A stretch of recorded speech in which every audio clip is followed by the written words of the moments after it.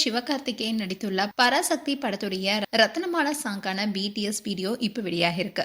இந்த வீடியோ இப்போ வரலைட் வருது. சுதா கோங்கரா இயக்கத்துல சிவகார்த்திகேயன் நடித்துள்ள படம் தான் பராசக்தி. இந்த படம் ஜனவரி 10 அன்னைக்கு ரிலீஸ் ஆனிச்சு. இந்த படம் வெளியாகிறதுக்கு முன்னாடியே படத்துடைய கதை திருடப்பட்டதா வருண் ராஜேந்திரன் நீதிமன்றத்துல மனு தாக்கல் செஞ்சிருந்தாரு. படத்தை வெளியிட தடை கோரிய அந்த மனுவை உயர்நீதிமன்றம் ரத்து பண்ணாங்க. இன்னும் தான் பராசக்தி திரைப்படம் ஓடிடியில ரிலீஸ் ஆக இருக்கு.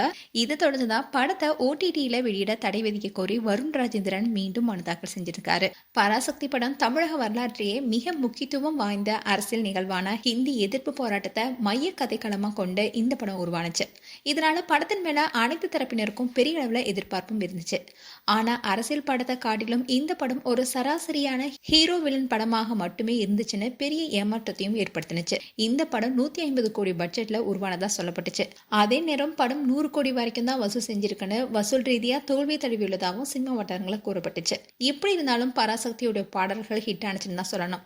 அந்த வகையில ரத்னமாலா சாங்கான பிடிஎஸ் வீடியோ இப்போ ரிலீஸ் பண்ணிருக்காங்க.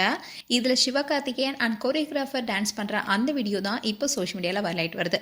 மேலும் உங்களுடைய கருத்துக்களை கமெண்ட் செக்ஷன் சொல்லுங்க. இது போன்ற வீடியோஸை பார்க்க நியூஸ் தமிழ் கிட்ஸ் சப்ஸ்கிரைப் பண்ணுங்க. மறக்காம நோட்டிபிகேஷன் பட்டனை கிளிக் பண்ணுங்க.